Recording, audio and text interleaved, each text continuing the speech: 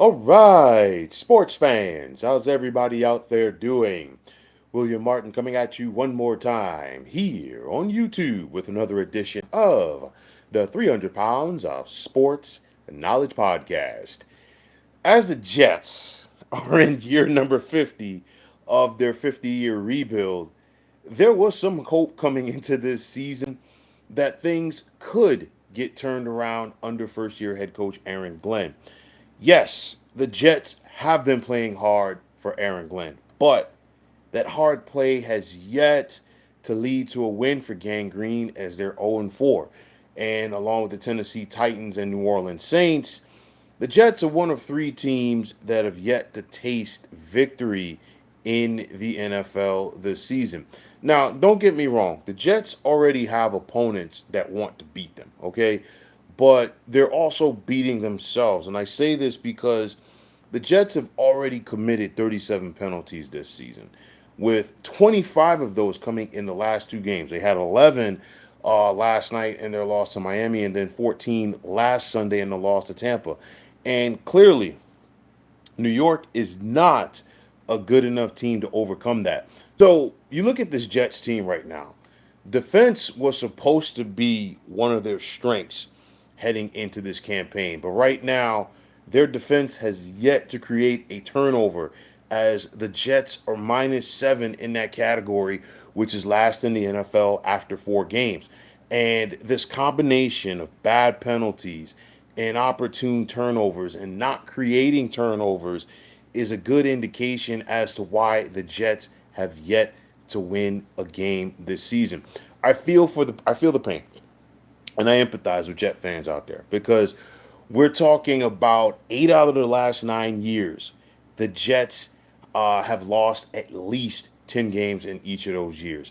You've got to go back to the 2010 AFC Championship game to find the last time that the Jets were on a postseason stage. And to give you an idea of that, Trent Williams, the all pro offensive tackle for the San Francisco 49ers, he is the last first round pick from the 2010 NFL draft who's still playing in the NFL. So that just gives you an idea of how long ago that was. And then, on top of that, since that time, the Jets have only had one winning season.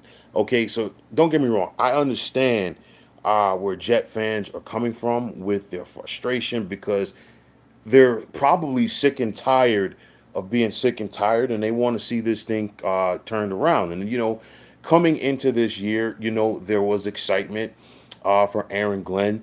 He's had success as the defensive coordinator in the last couple of years with the Detroit Lions, a former Jets player, former first rounder at that, in some cases, coming home. But coming into this year, I said that the first half of this season would really test the Jets, the patience rather of the Jets fan base, and I'm going to stand by that. Okay, don't get me wrong. I do believe, okay, that Aaron Glenn does have the potential to turn things around for the Jets, but it's going to take some time. And of course, that might not be something that Jet fans want to hear. Once again, I get it. But Glenn was a defensive coordinator for the Detroit Lions for 4 years, and of course, it wasn't just Aaron Glenn. There was a lot of other factors. Getting Jared Goff in the trade from the Rams, Dan Campbell establishing himself. You name it. But nonetheless, you look at how things turned around, and I do think he has the potential to do the same thing with the New York Jets if given time. I said this coming into this year as well that Aaron Glenn would be using this year as a fact finding mission to see who is going to be in his plans long term for this team. And I think that is exactly what we're seeing. If Aaron Glenn gets at least 3 years with the Jets, I don't think that there's a good chunk of the roster that we see right now for this team here in 2025 that is probably not going to be there. That comes with changing the culture. And of course, the Jets are in desperate need of a culture change because they're doing what bad teams do and they're beating themselves. The penalties, the turnovers. You look at last night's game against Miami. You don't fair catch a punt on the 2 yard line. When you have an opportunity in the red zone, you've got to go out there and score points. You've got to go out there and score touchdowns. Okay. You look at this season so far for New York, they have 4 rushing touchdowns. 3 of those rushing touchdowns are coming from their quarterback. And don't get me wrong, we all knew that Justin Fields was going to be a quality runner of the football, along with Brees Hall and Braylon Allen. But at the same time, your quarterback should still not have the most rushing touchdowns at this point of the season. You look at the receptions so far. Garrett Wilson has 27 of the 72 receptions by Jets receivers so far this year. The second closest player rather, in receptions to Garrett Wilson is Brees Hall. The third closest is Mason Taylor. The Jets need some help at the wide receiver position as well. You look at the quarterback play right now. I talked about Justin Fields. He missed 1 game because of injury, but Jet quarterbacks already in 4 games have already been sacked 11 times. And of course, we've seen it in the last couple of weeks. We saw it against Tampa. We saw it against Miami. These defenses are just dialing up the blitz, dialing up the pressure, and just sending everybody because the Jets still have issues on their offensive line. Now, getting back to the defense, yes, there's talent on this unit, but of course, I think, in my opinion, one of the biggest things right now, everybody's not on the same page. You have a head coach in Aaron Glenn. You have a defensive coordinator in Steve Wilks. Of course, they didn't draft any of these guys. There's talent there, but they have to find a common ground between Aaron Glenn's system and the way that those guys play.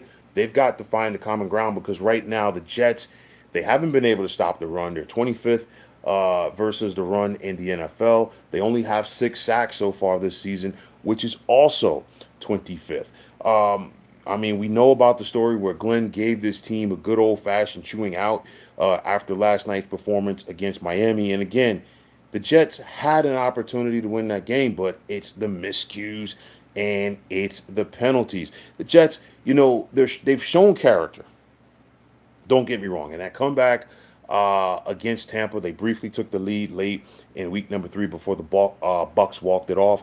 They had every opportunity to beat the Pittsburgh Steelers in week number 1. They had opportunities early against the Buffalo Bills, but again, the penalties came back to bite them in the derriere. And Aaron Glenn is working hard. Aaron Glenn has a lot of passion that he's coaching with. And it's one of those, he just needs to start getting some wins to really get everybody to buy in. That's going to be the toughest thing, I truly think, in my opinion, for the Jets. It's one of those where they have another opportunity in front of them this Sunday against Dallas. And I know that some of the shock jocks, if you will, in New York are already turning on Aaron Glenn. And, I just hope for the sake of the Jets and their fans that the Boo Birds don't come out at MetLife Stadium this Sunday. I really do feel that this team needs their support, and it's a winnable game for them against Dallas. Dallas is 1-2-1. They're not world beaters, okay? And the Jets, it's a short week for them. They were in Miami to take on the Dolphins last night. The Cowboys, they were stretched to the limit, if you will, in overtime. As it was a tie this past Sunday night for them against the Green Bay Packers. This is Dallas's second overtime game this season, and of course their first overtime game, a win against the Giants, basically went the distance as well. So now, Dallas' stamina, if you will, is going to be tested early this season. I look at the Jets like this. What they need to do in this game, they need to start fast. They need to find a way, okay, and try to take a cue, if you will, from their co-tenants in MetLife Stadium, the New York Giants. Of course, the Giants came into last Sunday winless themselves. They started their rookie quarterback, Jackson Dart. They got an early touchdown in the first quarter to really get the fan base into the game. The Jets need to try to do the same thing. They need to try to score early, and they need to go out there and make an impact in order to get the fans into the game. Dallas's defense is not good, okay? Defensively, the Jets have to get after Dak Prescott. They've got to go out there and they've got to make it happen. And I think this Jets defense needs to go out there and not only put pressure on Dak Prescott, they've got to find a way to create some turnovers, create some havoc. And again, I think with all of that together, it's going to allow more people to buy in, especially if the Jets can find a way to finish a game. And then the discipline factor. I've been talking about the penalties so far this season. The Jets have to cut that down. The turnovers, they're beating themselves. You think about it. The Jets had some momentum for themselves going into the locker room last night against Miami. Nick Folk kicked that 58-yard field goal to make it 10-3. You get the football to begin the second half. Okay. And what do? You fumble the opening kickoff, and then Miami goes right down the field. And then every single time that the Jets got some momentum, Justin Fields had that big touchdown run on 4th and 1. But their defense couldn't stop Miami. At some point, it's got to kick in and say, you know what? Not now, not on my watch. That's what the Jets need. And this could be the moment for them this Sunday at Dallas. But nonetheless, I'm going to stick by what I said. They're going to, in the second half of the season, I think once they start to get some wins under their belt and everybody starts to get on the same page, they're going to be a team that nobody is going to want to face. I said that coming into the season.